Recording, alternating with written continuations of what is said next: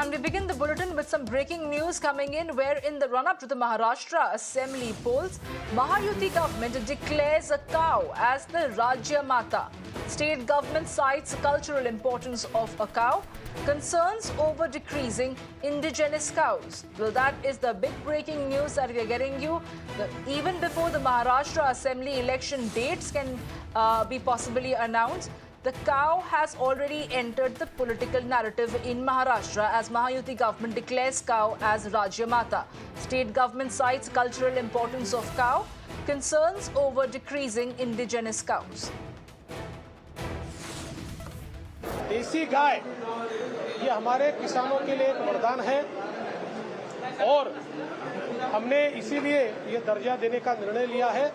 और साथ में हम लोगों ने जो हमारे यहाँ पर पांजरपोड़ होते हैं वहाँ पर भी जो देसी गौमाता है उसके परिपोषण के लिए, उसके चारे के लिए मदद करने का फैसला किया है।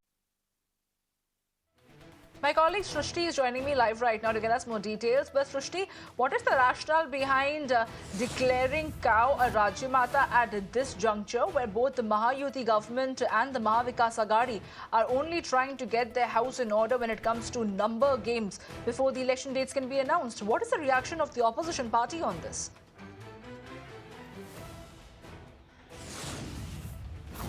Well, of course, the reaction has not come in yet of the opposition parties, but certainly opposition party would really like to say a few things which would obviously go against the state government, as this is another attempt of the state government for the upcoming elections to, subside the main issues and then talk about the Gai Mata and the Rajya Darja which they have given to the indigenous cows. But yes, of course, we have to see the way this has panned out in UP.